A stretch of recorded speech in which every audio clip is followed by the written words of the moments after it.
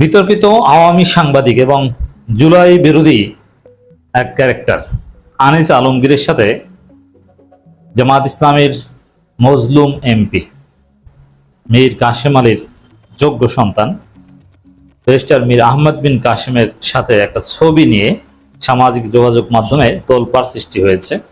বিশেষ করে জামাত শিবিরের লোকজন ক্ষুব্ধ হয়েছেন এবং অনেকেই এখনো ব্যারিস্টার আরমানের মানসিক সুস্থতা নিয়ে প্রশ্ন তুলছেন, তার সমালোচনা করছেন, তার ব্যক্তিত্ব নিয়ে প্রশ্ন তুলছেন ইত্যাদি ইত্যাদি।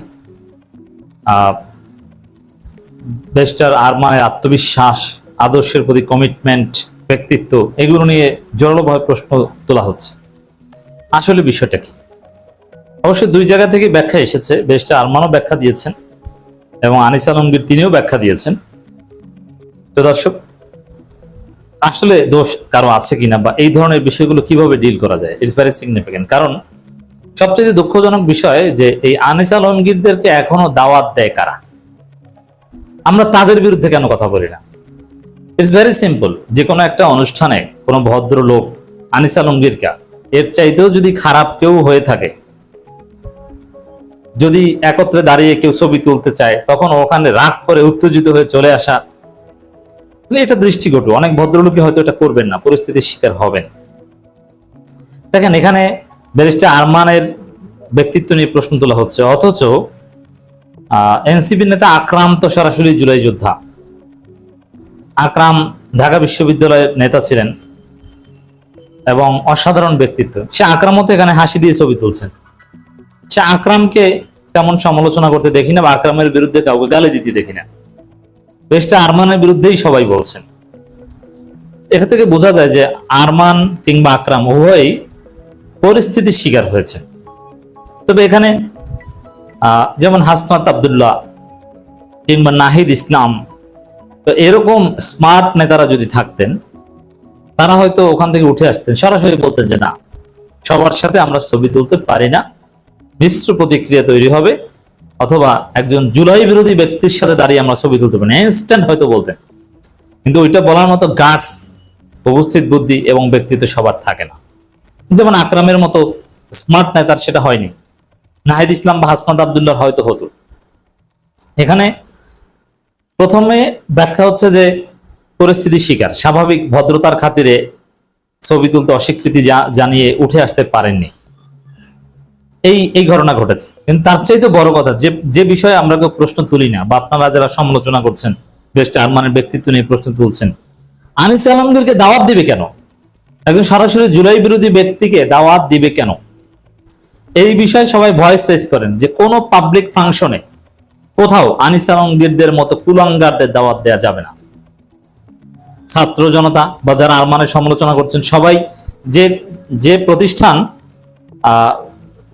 এই অনুষ্ঠানের আয়োজন করেছে, সেই প্রতিষ্ঠানকে ধরেন, শেলটেক গ্রুপের মালিকানাধীন একটা নিউজ প্ল্যাটফর্ম আলাপ, তাদের অ্যানিভার্সারিতে এই ঘটনা ঘটেছে। তো শেলটেক গ্রুপের প্রতিষ্ঠান কেন আনিস আলমগীরের মতো একজন কুলাঙ্গারকে দাওয়াত দিবে? আনিস আলমগীরকে এখনো কারা টকশোতে ডাকে? এর মানে আমাদের মিডিয়াগুলো তো এখনো সেই ফেসিবাদের দোসর আছে। তাদেরকে আপনি ধরেন, তাদের বিরুদ্ধে বলতে বলেন বা তাদের উপর একটা চাপ প্রয়োগ করেন। আমাদের উচিত ছিল এইটা। তাহলে তো আনিস আলমগীররা ওরকম কোথাও যেতেও পারবেন না চাপ প্রয়োগ করতে পারলে, আর বিব্রতকর পরিস্থিতির সৃষ্টি হবে না। ব্যারিস্টার আরমান কিংবা আকরামরা এরকম একটা আনপ্লেজেন্ট সিচুয়েশনে পড়বেন না। আমার প্রথম প্রশ্ন হচ্ছে যে আনিস আলমগীরকে কেন এখনো টকশোতে দাওয়াত দেওয়া হয়? ইউনূসের আমলে যিনি অনেকদিন জেল খেটেছেন, এই ফেসিবাদের বিরুদ্ধে দেখেন, আপনি গণতন্ত্রের নামে ফেসিস্টদের তো স্পেস দিতে পারেন না। আনিস আলমগীর সরাসরি হাসিনার লোক, সরাসরি ফেসিস্ট, হাসিনার সাথে যোগাযোগ রাখে, সরাসরি মুজিব পূজা করে। আপনি গণতন্ত্রের নামে এদের স্পেস দিলে ফেসিবাদের বিরুদ্ধে আপনার অবস্থান থাকবে না।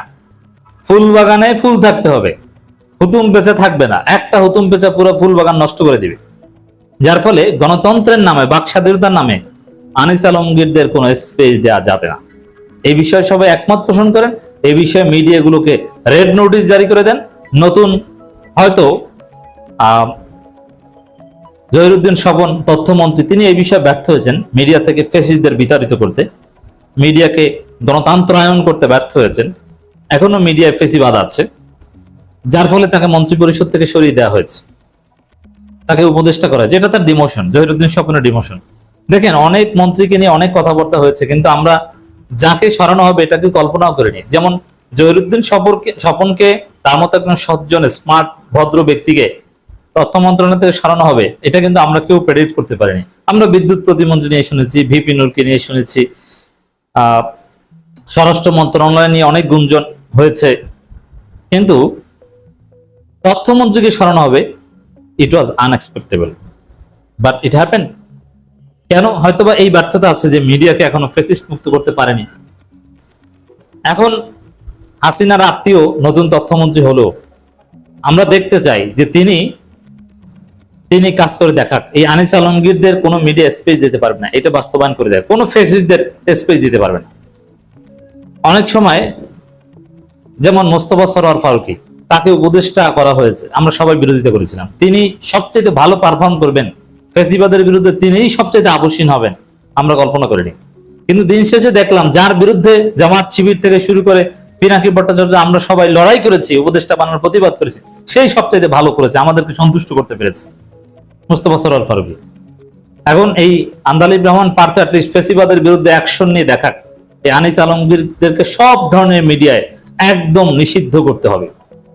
মিডিয়ায় কোনো ফেসিবাদের উপাদান থাকবে না, এটা 24-এর চেতনা। এই আলাপ আমি সবার আগে তুলতে চাই। আরমানকে ব্যক্তিত্বহীন না বলে আগে এই আলাপ তোলেন। আপনি এই আলাপ কেন তুলছেন না? তো দর্শক, এই আনিস আলমগীর এরা যে আসলে চরম পর্যায়ের বেয়াদব, এদের সর্বোচ্চ এরা ইউটিউবে নিজস্ব কন্টেন্ট তৈরি করবে, কোনো মেইনস্ট্রিম মিডিয়া দাওয়াত পাবে না।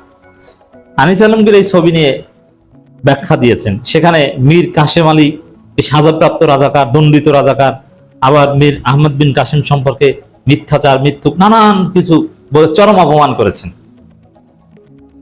তো দেখছেন, এই ধরনের লোকজনের সাথে আপনি ভদ্রতা দেখাতে পারবেন না, মিশতে পারবেন না।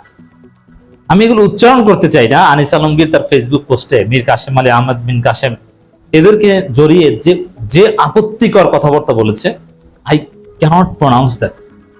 বাট এখান থেকে মীর কাসেমদের, মানে আহমেদ বিন কাসেমদের শিক্ষা এটা, যে আপনি যে ভদ্রতা দেখান, এই ভদ্রতা সবার ক্ষেত্রে প্রযোজ্য। ফেসিবাদীদের সাথে ভদ্রতার খাতিরে আহমেদ বিন কাসেম যে বলেছেন ভদ্রতার খাতিরে ছবি তুলতে হয়েছে, না, এই ভদ্রতা দেখাতে পারবেন না। ফেসিবাদীদের সাথে আচরণ শুড হ্যাভ বিন যে না, সবার সাথে আমি ছবি তুলতে পারি না, এবং সেখানে বলে আসা উচিত ছিল যে যেখানে সেখানে আমাদেরকে দাওয়াত দিবেন না, ফেসিস্টদের দাওয়াত দিবেন, আবার আমাদেরও দাওয়াত দিবেন, একসাথে বসানোর চেষ্টা করবেন, এরকম ধমক দিয়ে আসা উচিত ছিল ওই প্রতিষ্ঠানকে।